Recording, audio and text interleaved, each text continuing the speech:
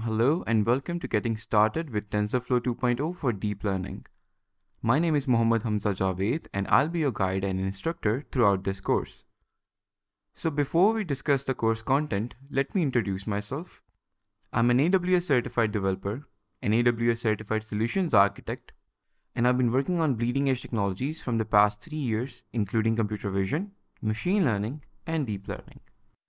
And I'm currently working as a deep learning engineer at a globally reputed software company. So let's discuss the course overview. The course is partitioned into 7 sections. In the very first section of the course, we'll be discussing some deep learning basics.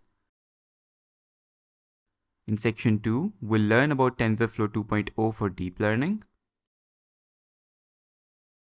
In section 3, we'll be working on convolutional neural networks, CNNs. In section 4, we'll be working on LSTM, long short-term memory for text data.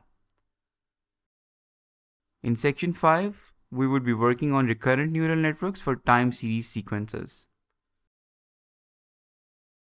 And in section 6, we'll learn about autoencoders and denoising autoencoders.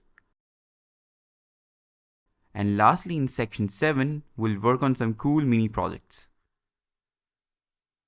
As far as the prerequisites are concerned, all you need to have is a machine running Microsoft Windows, Mac OS, or Linux. You should be familiar with the basics of programming, and above all, you should be passionate about learning something new. So here are the 4 main goals of the course. Number 1, helping you getting started with TensorFlow. Number 2, exploring what's new in TensorFlow 2.0.